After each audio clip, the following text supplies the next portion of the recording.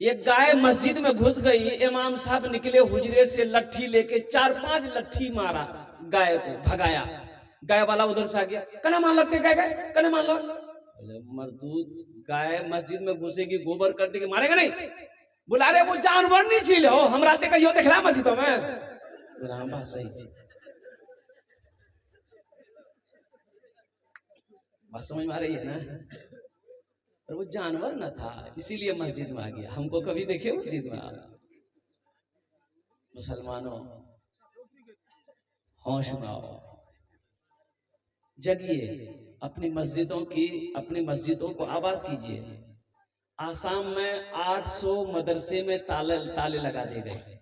कितने मदरसे में?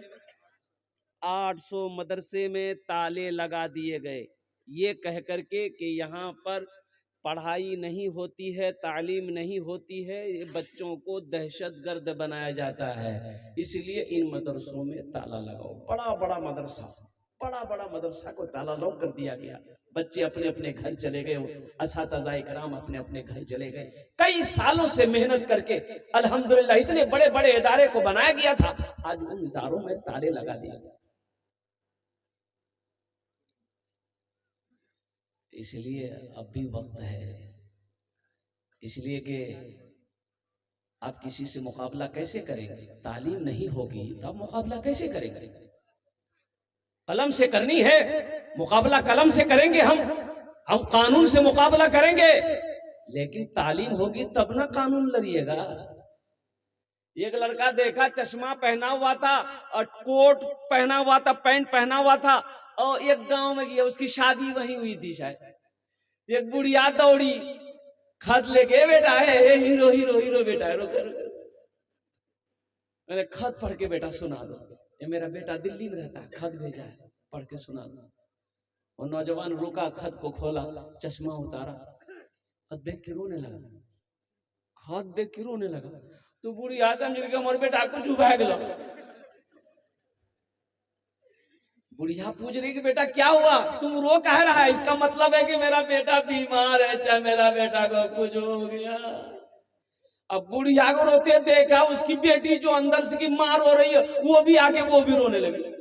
देखते देखते तमाम औरतें रो रही, इधर ये लड़का रो रहा है, सब हक्का बक्का। भाई बात क्या है, फिर रोने के सबब क्या है, वजह क्या है, रो क्यों रहे हो भाई? कोई वजह? बोला खत की वजह से। एक नौजवान बोला कि भाई लाओ तो खत में क्या लिखा? तो उसमें खत में लिखा था कि अम्मी जान आप खैरियत से हैं, हम बहुत अच्छा से हैं और कोई दिक्कत परेशानी नहीं है। 5000 टका हम भेज दिए हैं, छोड़ा करके दवाई भी खाइएगा, अब दूध वगैरह पीजिएगा, अपने सेहत का ख्याल लीजिएगा, रखिएगा, मेरे लिए दुआ कीजिएगा, 2-4 महीने के बाद हम घर आ जाएंगे। नौजवान को बोले रो का रहे थे तुम? ये खत को देख के रो का रहे थे?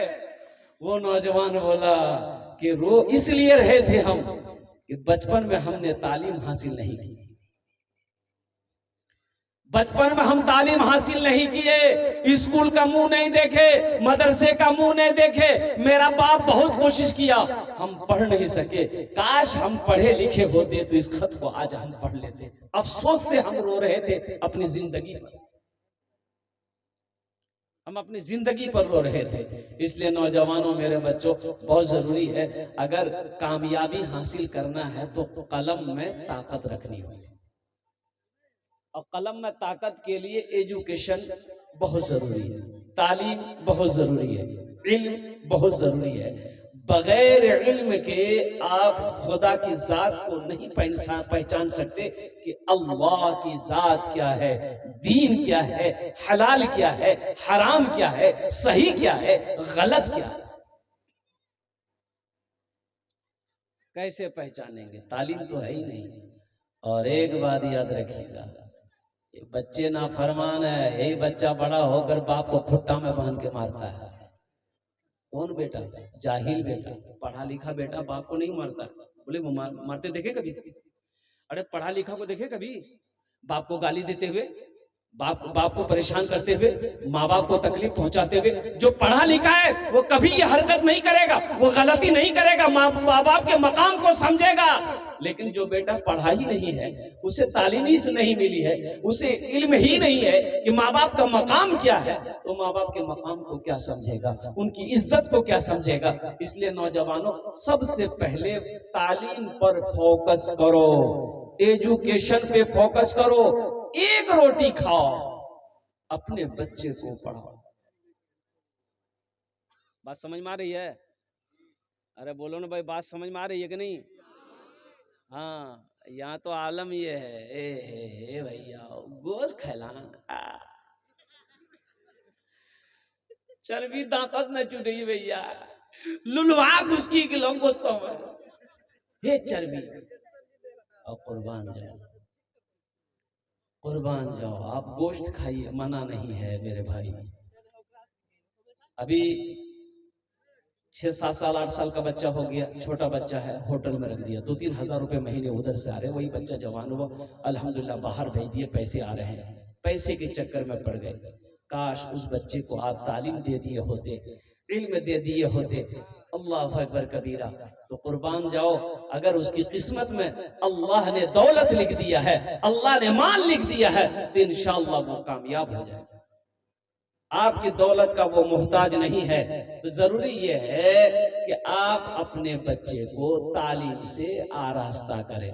हजरत मौलाना मुशफिक साहब दामद बरकातहू ने बहुत अच्छी पहल की, अल्हम्दुलिल्लाह सुम्मा अल्हम्दुलिल्लाह, कि इस मदरसे के अंदर में ये एकेडमी चला रहे हैं अल्हम्दुलिल्लाह, जहां पर बच्चों को कुरान की भी तालीम दी जाती है, जहां बच्चों को दुनियावी तालीम के साथ साथ दीनी तालीम से भी इस रस्ते को आरास्ता किया जा रहा है अल्हम्दुलिल्लाह। इसमें हम लोगों को साथ देना चाहिए और अपने अपने बच्चे को पहली फुर्सत में एडमिशन करा के बच्चे को आरास्ता करना चाहिए और बच्चे को कामयाबी की दुआ करनी चाहिए। मेरे भाइयों, मेरे दोस्तों, मेरे नौजवानों, मेरे बुजुर्गों, कुर्बान जाइए, अपनी जात को पहचानिए हम क्या है, अपनी जात को पहचानिए कि हम क्या हैं, अपने वजूद को पहचानिए कि हम क्या हैं। एक बात याद रखिए, एक बात याद रखिए कि जब तक तालीम नहीं होगी आप अपने वजूद को नहीं पहचान पाइए।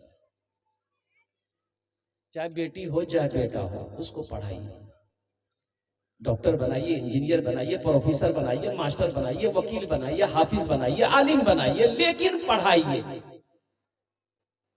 लेकिन अरे बोलो भाई, लेकिन एक मौलवी साहब से एक नौजवान ने कहा कि हजरत बस एक सवाल का जवाब दे दीजिए। बोला क्या? बोलो। बोला सोच लीजिए, अगर जवाब सही नहीं हुआ तो 500 रुपया फाइन लग जाएगा। कौन सवाल है ये? कौन सवाल है? बोला सवाल ऐसा है। तो हजरत बोले कि ये सवाल का जवाब अगर हम तुमको नहीं दे पाएंगे तो तुम ही दे देना। बोला नहीं, अगर हम भी नहीं दे पाएंगे तो हम 50 टका देंगे। बोला क्या है? हमसे 500 टका लेगा और तुम 50 टका देगा। बोला कि हजरत इसलिए कि आप आलिम हैं, हम जाहिल ना हैं।